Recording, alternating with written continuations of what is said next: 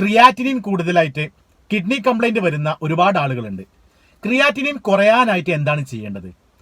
ഇത് ഉണ്ടാവാനുള്ള പ്രധാനപ്പെട്ട കാരണങ്ങൾ എന്താണെന്ന് അറിയുക. പ്രധാനപ്പെട്ട കാരണം പ്രഷറും ഷുഗറും കൺട്രോൾ ചെയ്യാതെ, മരുന്ന് കഴിക്കാതെ കൺട്രോൾ ചെയ്യാതെ ഇരിക്കുക എന്നുള്ളതാണ്. അതുപോലെ തന്നെയുള്ള ഒരു കാരണമാണ് സ്ഥിരമായിട്ട് പെയിൻ കില്ലർ, വേദന സംഹാരികൾ എടുക്കുക, ഗ്യാസിന്റെ മരുന്നുകൾ മെഡിക്കൽ സ്റ്റോറിൽ നിന്ന് വാങ്ങിക്കഴിക്കുക, അതുപോലെ മദ്യപാനം, പുകവലി എന്നുള്ള ദുശീലങ്ങൾ ഉണ്ടായിരിക്കുക.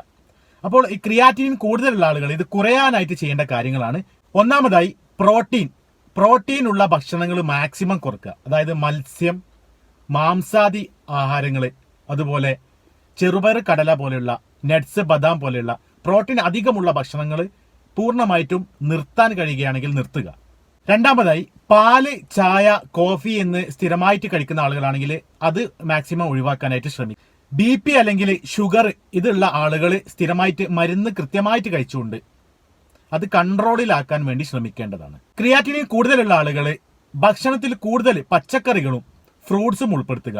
പഞ്ചസാര ഭക്ഷണത്തിൽ കുറക്കാൻ വേണ്ടി ശ്രദ്ധിക്കുക. സ്ഥിരമായിട്ട് എക്സസൈസ് ചെയ്ത് അമിതമായിട്ട് വെയിറ്റ് ഉള്ള ആളുകളാണെങ്കിൽ അത് കുറക്കാൻ വേണ്ടി പ്രത്യേകം ശ്രദ്ധിക്കേണ്ടതാണ്.